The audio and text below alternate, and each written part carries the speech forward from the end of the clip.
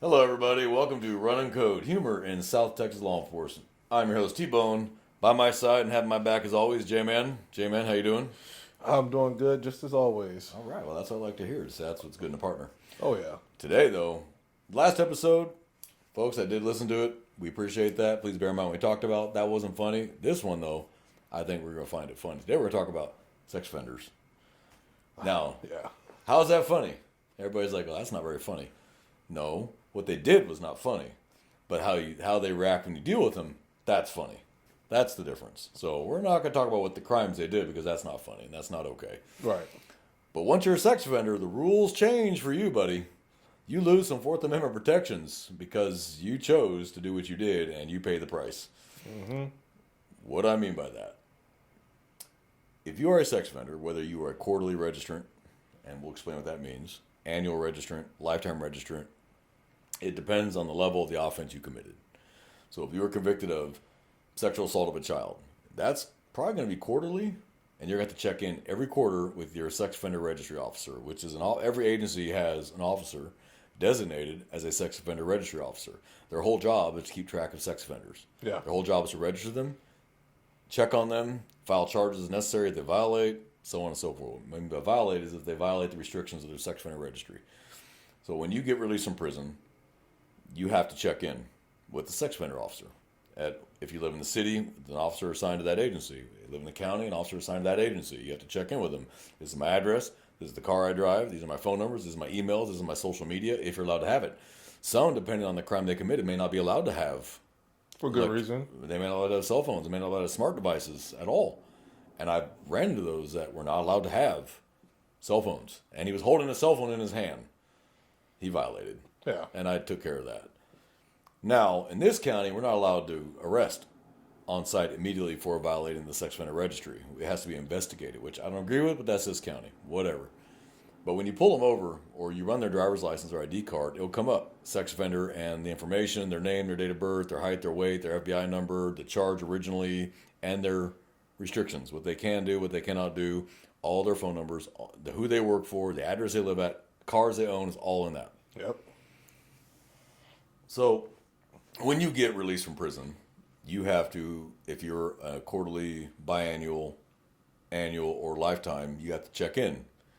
They want to know your address, the cars you drive, the license plate numbers, the VIN numbers, the make, the model, and the color, any phone numbers you've got, all your email addresses, all your social media, where you work, and depending on the crime, if you're allowed to have a smart device or not. So if you were convicted of, say, enticing a minor Yeah. by using like grooming them on the internet, like use Instagram, Online more than a teenager. solicitation. Yeah, thank you. Online solicitation of a minor.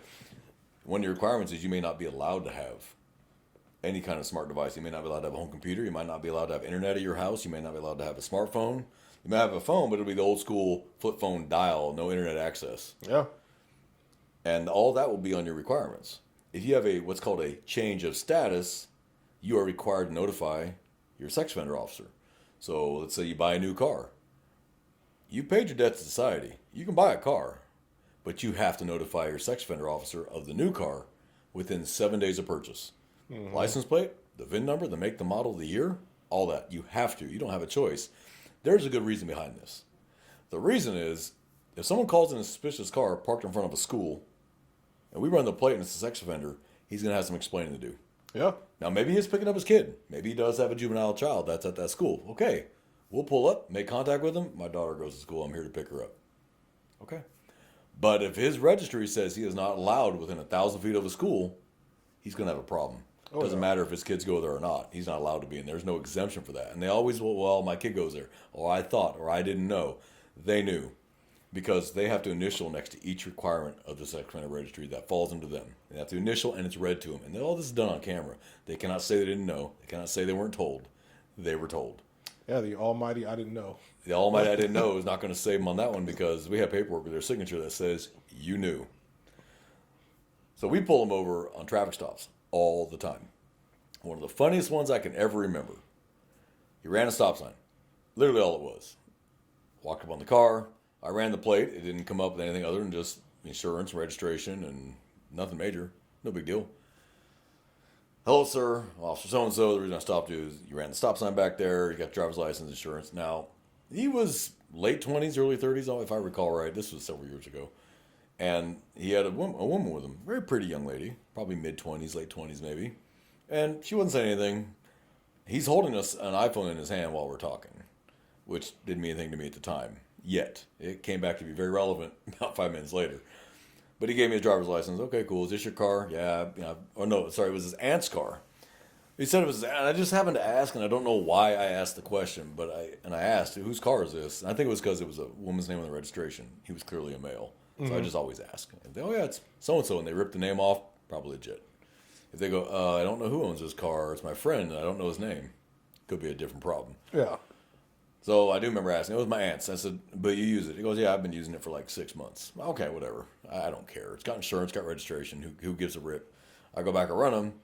He's a quarterly sex offender registrant because he got busted for sexual assault of a child and online solicitation of a minor.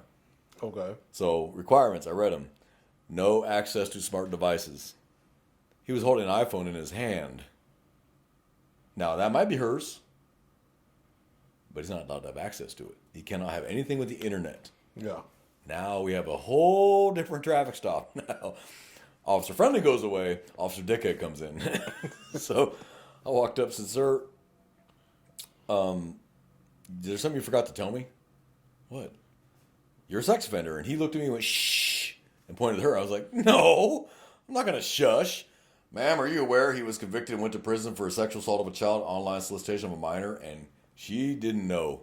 You could tell immediately she had no idea. And she looked at him, and he looked at me like I ratted him out. I'm like, ma'am, you could have ran his name to the DPS sex offender site and it would have told you this. Yeah. It's not hidden information. It's not. It's required to be public information. I think every state has that now. I think every state does that for good reason. Yeah. So, and he was beyond pissed off at me. And I said, by the way, I said, whose phone is that? Mine. And I snatched it out of his hand. Thank you very much. I immediately put it in airplane mode and put it on the roof of the car. Now you can't erase it. So I was like, you just told me you've been using this car for 6 months. Yeah. Did you register it with your sex offender officer within 7 days? I didn't know I had to. Wrong answer. You know how you're not allowed to have access to smart devices? I didn't know that. Wrong answer.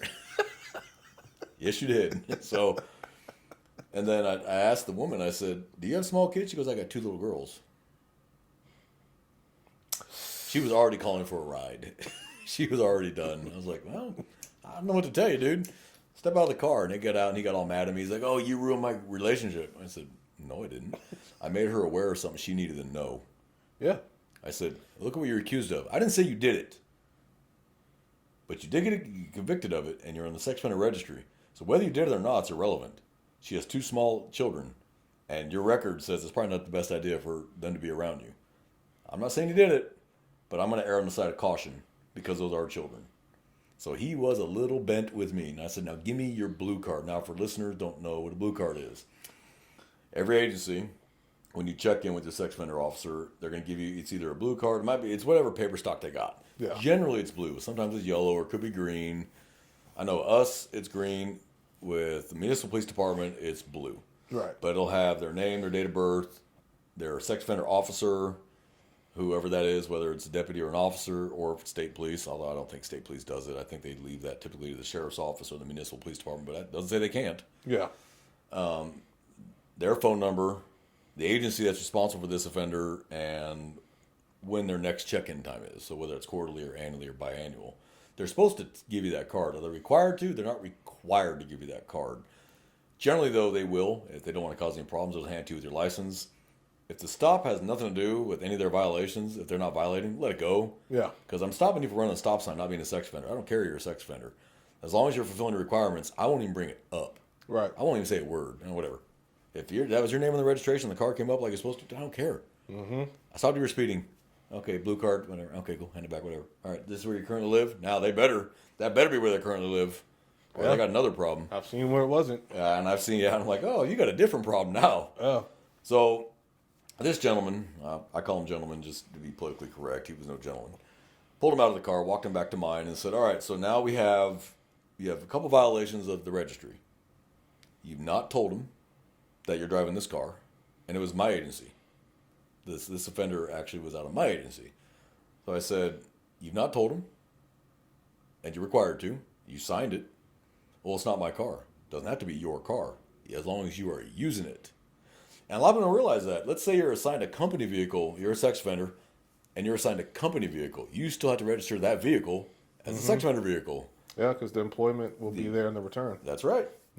So it doesn't matter if you own the car or not. It doesn't matter if it's your car or not. If you're using it, you have to notify us. Yep. So I told him that. I said, so you failed to register the vehicle with your sex offender officer or your SO, and you have a smart device. I said, so I'm taking the phone, and he went white. I was like, yeah, there's maybe something on here you don't want us to see. So I told him, I said, I've already put it in airplane mode. I'm going to shut it off. We are going to get a warrant. I said, and we're going to go through your phone. I said, I'm not going to bother asking you for consent. We're just going to get a warrant, and we're going to go through your phone. I said, if we find any child pornography on here, or you've been talking to minors, you're going back. I said, I hope you enjoyed it the first time, because you're going to get another look at it again. Because you have requirements you're not fulfilling. And there's a reason for them. Whether you like them or not, the Texas Code of Criminal Procedure makes it real clear. Yeah. So he was real pissed off. So I called his SO and said, what do you want me to do? Do you want me to take him in? He goes, nope. I got to investigate it. He goes, but get a case number, write it up, and I'll take care of that. And I said, I got the phone. He goes, please put that in evidence, and I'll get a warrant, and I'll download it. What they do is they take it over to our electronic crimes people, and they download the whole phone. Yeah. Folks, nothing is ever erased off a phone. Ever. Yeah. It's there forever on your phone, and we pull it all. Now, we specify, we talked about warrants. We talked about search and seizure. Okay, we have to have a cell phone. We have to either have consent or a warrant to download a cell phone. Yeah. Okay, but if we get a warrant, we're pulling the entire phone. Yeah. And we're going to go through it. If it's anything involving anything digital media, especially when it involves sex crimes, we're going to go through every text message, every single picture, all your social media, your Facebook, Instagram, your Twitter, everything. We're going to go through it all. And God help you if we find pictures of minors or you're enticing minors. You are F-U-C-K-E-D fucked. And it's unimpeachable evidence. It's on your phone. All we did was download it. Yeah. That's it. And we assume it's your phone, and you did it because it's your phone. Yep. So I told him that. So we're going to download your phone. And yeah, he turned about 3 shades of white. Like, he was really pale. I was like, there's going to be something on this phone. So I told him, I said, right now you are free to leave. I said, but now you need to call your SO first thing, and you need to report this car. And he needs to know the make, the model, the VIN, the year, and the color of this car immediately, whether it's yours or not. Do you understand me? Yeah. And don't tell me you didn't know. And by that time, the Uber had come to pick up the other young lady. And she told him, I don't ever want to see you again. Don't ever come to my house. Don't ever call me. And he was like, man, look at that. You cost me. I said, no, you cost yourself. Oh, yeah. I said, don't blame me because you didn't do what you're supposed to do. We're always convenient scapegoats. Oh, of course. Yeah, Of course. yeah. We're just right there. P.S. on that story. So RSO got that phone downloaded by Electronic Crimes. Yes. Child pornography. He was talking to minors again. He went back to prison. Not surprising. Yeah. But he violated. So they walked 2 warrants on him. Or they walked a warrant on him for violating sex offender registry. But then they walked another warrant on him for possession of child pornography and enticing minors. Yeah, he was done. Yep. And I want to say he was only late 20s. Hey, that's the reason why we have the database, why it's public information, because he's a high risk offender. Clearly high risk offender. And you'll see those too. If you look at the returns on those, some will say sexually violent or high risk. Like, I'm not talking about the guy who was 18 and she was 16 and it was consensual. Let me explain what I mean. It's not consensual. What I mean consensual is he didn't force it. Right. She was willing, but because she's underage, she can't give consent. Right. But he didn't hold her down and take what he wanted. So there's a difference between 18 and 16 and 30 and 12. Oh, clearly, yeah. Or they were literally, by definition, sexually assaulted. Like, he grabbed her outside of a bar and raped her. Yeah. That's a sexually violent, high-risk predator. Yeah. Versus he was 18, she was 16, she was going to be 17 in a month, which is the legal age of consent in Texas is 17. You know, yes, they do make allowances. Yes, you're a sex offender, but you're going to be an annual. You're not going to be a high-risk, offender. There's a matrix to this. I've never seen the matrix, but I know there's a matrix. Yeah. Level of crime, Yeah. how many times, crap like that. But you are in the database with your DNA. Your DNA's in the database. So you offend again and you leave DNA, they got you. They're just going to run that to the FBI, and the FBI is going to, yep, okay, this is so and so. We match the DNA. DNA is like a fingerprint. You're done. They got you. Yep. So unless you got a twin, you could have a twin, which is rare, but you could. Yeah. But then they're just going to go through the records and see, do you have a twin? So they're going to pull birth certificates and find a twin. So the sex offender registry, some of these guys are hilarious to deal with because it's always I didn't know. I wasn't sure. No one told me. What's funny is I'll call their officer, hey, did you tell him he couldn't? Yeah, I got his paperwork right here. You got a signature? Yeah, he signed it on this date. And did you do it on camera like we do? Sure did. Oh. Hey, sir, he got your signature and the whole thing was on camera when you signed it. Well, I must not read it. Then shame on you for signing something you didn't read. Yeah. But I guarantee you, he read it out to you. And you said, okay, and you signed it. You want to get out of that office. Shame on you, but your signature fucked you. Mm-hmm. So that's Exhibit A for the juries or sex offender registry. Yeah. Because it's a thick sheet of paper. We don't realize it's actually a pretty decent size. It's probably a good 25 sheets per person where they go through all this crap. And then you write down all your phone numbers, emails, social medias, addresses, cars, everything. You have no choice. Yeah. And if you hide any of that, you're done. Now, some of these SOs are a little more lax than others. Ours is not. If you violate, he puts you back inside. And for good reason. And for good reason. There needs to be the social stigma attached to it, and of course, there are people redeem themselves. Some do. Some do, and Like yes, that should be recognized. But the overall stigma needs to be there for preventative measures, and also to show that the law is going to take this serious because it needs to be. People who are high risk offenders, like that propensity to reoffend, violent ones, those are not individuals that we want in the community for good reasons. Because the difference between a violent one and someone who has that propensity to reoffend, the groomer, the online solicitor, he's going to offend. Silver tongue. They're going to reoffend. They're easier to blend in and hide because they're not outwardly noticeable like the violent guy, but they're both dangerous in their own right. Absolutely. And they need to be put inside when they reoffend. There's no ifs, ands, or buts about it. What a lot of people don't realize is the FBI has classified sexual predators as the highest recidivism rate. And what I mean by that is they are the most likely to reoffend when they get back out of prison. Mm-hmm. Sex offenders are the highest, something like 90% reoffend. Whereas murder is the lowest. Murder has the lowest recidivism rate. Mm-hmm. People who've gone to prison murder generally aren't going to commit another murder. Because most murders are committed crime of passion. Yeah. Not movie-style hitmen. Yeah. Crime of passion. They flipped out. They caught their wife with the neighbor. The wife caught the husband with the nanny. Whatever. They're probably not going to reoffend. But sex offenders are going to reoffend almost 90% of the time. And that is the crime that has taken the least amount of seriousness. Mm-hmm. So you get the guy that killed somebody in a fit of rage because he caught him with his wife. Not okay, but understandable. He gets 40 years for murder. The guy who rapes a little girl gets 8 years. And really? The guy who's going to reoffend and do it again? I don't want to comment because it's like a social political reason for that. So I'm just going to keep it away from like us because we don't want it. This is public, and I'm going to bring this up because this is public. Yeah. But the American Psychological Association is trying to reclassify sex offenders as a mental health problem. Yeah, that's the reason why. That's a problem to me. Yeah. That is not a mental health problem. That is a crime where someone is going to have a lifelong traumatic response because of that. Yep. Their whole life is going to be wreckage because of that. Yep. Yeah, that's what it is. And they don't want to take it seriously. Now, I get everything we do is run by sex. That's human drive. That's a human response is sex. It drives everything we do. From the clothes we wear, the cologne we wear, the shoes we wear, the cars we drive, the jobs we have are driven by a need to, especially for men, to impress the opposite sex. Absolutely. The need to procreate, the need, that's all there. That's in our code because whether you believe in God or evolution, whoever did it wasn't stupid. You want to keep the human race going? Sex. Or it ain't going to happen. Yeah.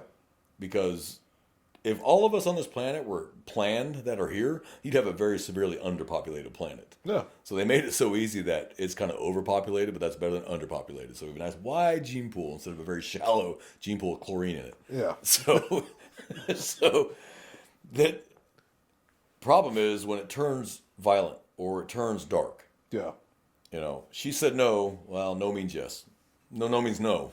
The answer is no. And I made it clear to my son when he started college. No means no. That's it. It doesn't matter if you're 2 seconds from entering, it doesn't matter. No means stop and you're done. Do not push this. Do not force it. It's over. It's done. She said no. Call today. Do not make this worse. Do not push this. You know. But that's just one episode. Every man on earth has dealt with that. Mm-hmm. Okay. The smart ones go, you know what? Ain't worth it.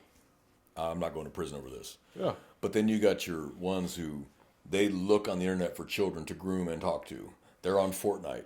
And parents are listening. You need to listen to this. You need to monitor what your kids are listening to and watching on social media. Yeah. There's nothing wrong with that. Don't let your 12-year-old kid tell you she needs privacy. Bullshit. She's 12. You are protecting her from her. Yeah. Okay? Fortnite, Roblox, Minecraft, Roblox, Instagram, Twitter, TikTok. These are all platforms sexual predators use to talk to children. And they don't just come right out and tell the child they want to have sex with them. They don't do that. They very slowly start grooming them. What I mean by grooming, for those that don't understand the phrase, and most parents should, but if they don't, here's your eye opener. I just want to be your friend. My name's so-and-so. I just want to be your friend. Hey, you like Roblox? I like Roblox too. And it goes from there. They get them very comfortable and very used to talking to them. Yeah. And then they slowly, well, send me a picture of you. No. Just send me a picture of you. I just want to see what you look like. This is what I look like. And that's how it goes. And next thing you know, that child is snared and they're sneaking out of the house in the middle of the night because we've had those calls. Mm-hmm. Or we get the calls the parent finds the daughter's phone who's 13 or 14 or a boy, but typically girls, but can be a boy. Oh, my daughter has been talking to this grown man who's asking for nudes. That's not the first conversation they've had then. Yeah. So, and then the daughter's all of a sudden sneaking out at night. Where's she going? You know, and that's where it starts. Yep. And sometimes that kid disappears and is never seen again. Or sometimes I love this man. Okay, you're 13. You don't know what love is. And they end up shacking up with this guy in his 30s. Yeah. And then we find him by pure accident. You know, and now she's been living with this guy. Or was it Amanda Smart? Was that her name? I'm trying to remember the girl that was kidnapped. And she ended up living with this guy for like years. Had a kid with him. And he had her chained in the basement or some crap like that. And she finally escaped. Amanda Smart. Yeah, I can't remember her name. If it wasn't Amanda Smart, Miss Smart, for listening, I'm sorry. If I'm not 100% sure, because this one's a little fuzzy to me, but I want to say it was something like that. Mm-hmm. But the public needs to take this seriously. You need to monitor what your kids are watching. You need to monitor your kids' social media. There is no such thing as privacy with a child. Yeah. They're a child. Your job as a parent is to parent them. When they become adults, now you can be their friend. Because, hey, you did your job, you raised them. But if you try to be your kid's friend, you're going to raise your grandkids. My grandmother told me this, and it's one of the smartest things I ever heard from my grandmother, who was a very, very wise woman, God rest her soul. She said, if you spoil your children, you will raise your grandchildren. If you raise your kids, you will spoil your grandchildren. That's good. The smartest thing I ever heard. And damn if she wasn't right. So if you parent your children like you're supposed to, you'll raise good moral adults, and then you can spoil the grandchildren. Give them candy, give them sugar, and send them right back to mom and dad. Haha, revenge is great. But if you spoil your kids by letting them do whatever they want, go wherever they want, not monitoring their social media, not monitoring text messages, not monitoring their phones, you could end up with a child who becomes a victim because you didn't want to be the hard-ass parent. Yeah. And that is what's so tragic to me is my mother didn't let us get away with shit. Your mother didn't let you get away with shit. No. This is why you and I function in a society as adults. Because we were raised with discipline. We were raised with parents that gave a shit, that cared. What are you doing? What are you going? What are you doing? And as a kid, yeah, that's my business. It wasn't. It was. I don't got no business. I'm 10. Yeah. My stepdaughter asked me what my chore list was. Everything else that you don't have to do is my chore list. You know, the job I work to pay for the clothes and your computer. Yeah, that's my chore list. Oh, empty the litter box, clean the bathroom, do your laundry. Not a hard list. You know, yeah, that's the first time I almost want to smack a child. Where's my chore list? I'll tell you my chore list. Oh, man. Yeah, that's some... Bills, taxes. Kids are selfish by nature, and they're very insular because as a child, as a teenager, you're used to being selfish. That's a child, and that's normal. Okay, but as a parent, your job is to monitor what they do. You know, I had a sexual assault case, and I can talk about it now. It's been long adjudicated. the girl, and this should have been a red flag to her mother, and her mother never picked up on it. And I don't blame the mother at all. I'm not placing blame on a parent here, other than the person who did it. Mm-hmm. But she stayed over her best friend's house all the time. Now we did that. I did that growing up. I stayed at Yeah. my best bud's house. You stayed at your best friend's house. Let me ask you something. Did you ever stay in a separate bedroom than your best bud, or did you sleep in the same bedroom, talk shit till 3 a.m, fall asleep? Yeah, so we did it. That's what we do. Yeah. Girls have sleepovers. It's the same thing. They don't stay in separate bedrooms. They stay in the same bedroom. My stepdaughter used to drive me up the wall because at 3 a.m, I hear little girls giggling. I'm like, I'm trying to sleep, but they're all in the same bedroom. She would go over there, and he got her own room for sleepovers and made her stay in that room. Yeah. That should have been a red flag off the top, but I don't know if she told the mother. I'm a little fuzzy on that, whether she'd actually told the mother that or not. But if she had, I would hope the mother would be like, oh, hell no, you ain't going over there anymore. And it started out slow, physical, petting, and then it went all the way to full sex when she was 13 years old. And she finally outcried. I took the original offense call. The guy lived literally right around the corner. We stepped out of the house, looked down the street, and there was his house. So yeah, I called child safe, and we got on that fast. Mm-hmm. And this dumbass didn't change the sheets very often. So we got DNA, all that. And yeah, we ended up, and he was active duty military, which was just one of the most heartbreaking aspects because I'm retired Air Force and he was active duty Air Force. And it just, to me, that was twice as bad because he just besmirched the honor of my beloved Air Force. Yeah. Like that just, the oath you took meant nothing to you. Apparently it didn't. Yeah. So he was disgraced and he ended up, the military just discharged his ass, turned him over to us. He's all yours. And they discharged him, turned him over to us, and we sent his ass to prison. I'd rather he went to Fort Leavenworth, which is not nice and cushy. You work in Fort Leavenworth. You don't sit around reading books. You're working at Fort Leavenworth. You're working from sun up till sundown, like you should be. Well, because it's a military. It's still a military prison. So you still have to salute your superiors. Yes, you do. You have to get up at a certain time. I mean, you're reduced in rank to E1. For those who understand, that's the lowest rank in the U.S. military is an E1. Yeah, but you are still, it's still a military prison, and you are still in the military while you were in that prison. Once you are discharged out of that prison and your sentence is complete, you are now dishonorably discharged from the United States military. Forfeit all pay and benefits. Okay. Bon voyage, good luck, and they kick your ass out the gate there in Kansas. Goodbye. Good luck. You don't get VA, nothing. You just lost everything.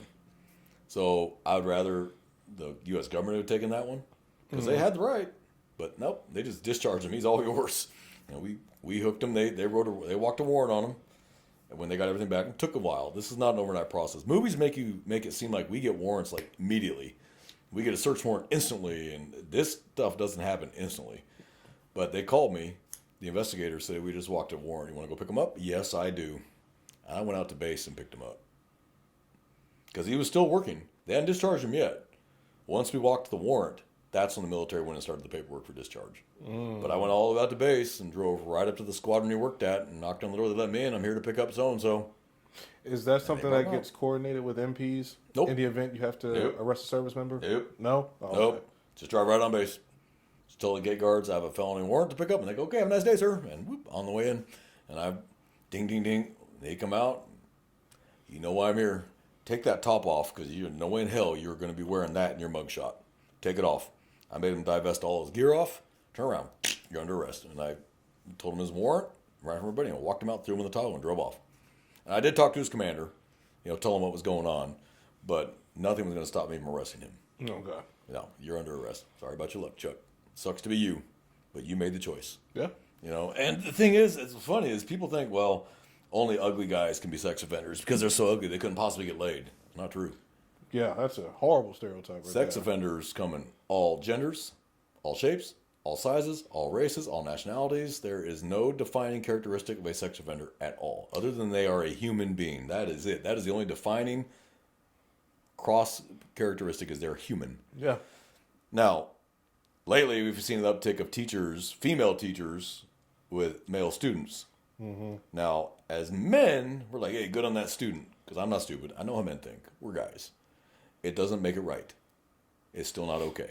Nope. But if a male teacher screws a female student, he's going to prison for 20 years. A female teacher screws a student, she's going to get 6 months probation. Because the stigma is not the same. Yeah. If you have a boy, like I have a son, like, hell yes, son. You have a girl, it's like, nobody touches you ever till you're 30.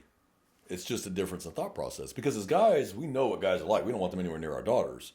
But as a guy, when you have a boy, you're like, hell yeah, son. We know the difference.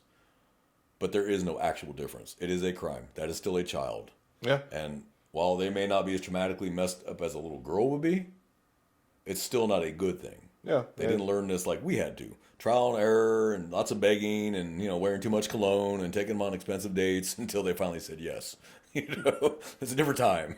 Those are rites of passage. Honestly, those are rites of passage every boy should go through. Okay, but sex offenders don't know characteristic. They're human being. That's the characteristic. They're human. So people can't say, well, I knew he was a sex offender just by the way he looked. There's no way of knowing It that. doesn't work that way. Yeah. They pass you on the street. They're around you. Some states require you to put a sign in your front yard. A sex offender lives here. Now, some states did away with that because there were some successful lawsuits in those states. You're violating my rights, or you're putting me in danger, which they probably are. Yeah. Because people were coming by destroying their cars and shooting up their houses, or they take the sign out of their yard so they would get arrested because the sign's gone. I mean, I can see both sides of that argument, but I have no problem with the sign in the front yard saying a sex offender lives here. Put that motherfucker in concrete 6 inches down like a city sign. It ain't coming off. I have no problem with that. Yeah. You did what you did. It is what it is, but I'm going to protect the other children, and the people need to know it. And those states make you go neighbor to neighbor. Okay. So, I just moved in, and I'm a sex offender. see, I thought that was like movie fluff. You know what I mean? No. I believe California still does that, and I believe Nevada still does that, where you still have to go and actually tell your neighbors with your officer. You go with them and knock on the door. I'm a sex offender. I live here now. But they'll go with the officer so the guys get attacked. Yeah. But they still have to do it. It's part of their requirements. I can't imagine a more awkward conversation, honestly, than to knock, hi, I'm your neighbor, and I'm a sex offender. I don't imagine you're going to be invited over for too many barbecues. And anybody who does, that's probably someone else we want to start watching. Yeah. Because birds of a feather flock together. It is what it is. So that's my 2 cents on sex offenders. Listeners, I hope you learned something. This is all public information. You can look up sex offenders. You can actually go to, if you live in Texas, you can go to the Texas DPS website, to the sex offender registry, type in your address or type in a zip code or type in a name. And what they did, where they live, will all come up. What kind of, are they high risk offender, low risk offender? All that is public information. You are free to look that up. However, let me make it real clear. You cannot use that information to commit a crime against that person. Do not do that. Okay? They did what they did. They paid the price. But if you assault them, you are going to jail for assault. That's it. So don't do that. It's for your awareness. That's it. Okay? Now, I'm not saying you can't walk around the neighborhood and put on your HOA's webpage as a sex offender. You have the right to do that. Public information. But you cannot use it for nefarious, and you can't use it for evil. Okay? So, listeners, we hope you enjoyed today's show. We hope you learned something today. It can be a touchy subject. We try to find the funny, but it can be a touchy subject. But we want people to be aware, and we want you to be aware of what your kids are doing. To be a parent means you have to be aware, and you have to be in your child's business, because when they're a child, they have no personal business. You are responsible for turning that child into an adult, and we want you to get them there safely. Now, once they go to college, you did the best you could, and you got to hope that you did everything you could. But while they're children living under your roof, you need to be paying attention to what they're doing, who they're talking to, and where they're going. Nothing wrong with that. You should have a locator in your child's phone. You should have Locate Me On, whether it's Android or iPhone. You should have the ability to locate your child anytime. Nothing wrong with that. Please do that. It makes it easier for us when they go missing, or especially if they're kidnapped. The kidnapper may not know that's on there, and they generally take the phone with them. So please have these things on there. They're there for safety. Don't feel like you're invading your child's privacy and you're a bad parent. You're not a bad parent. You're doing your job. So that's my foot stomp for this week. Yep. J-Man, you want to add anything on this? Nope. All right. Well, like always, brothers and sisters, please keep yourself safe. Keep head in the swivel. Pay attention to what goes on around you. Go home at the end of the day like you came into work. And our civilian listeners out there, we hope you enjoyed another show. More to come. And we have some surprises coming down the road. We're going to eventually have a YouTube channel. It's going to be up. And you'll be able to watch these live. Maybe not live, but you'll be able to see the videos. So you'll be able to see what T-Bone and J-Man look like. Please don't make fun of us. We're doing the best we can. So from everybody, from all of us here at Running Code, everyone out there, y'all have a good week. And we're out. Yes, sir. All right.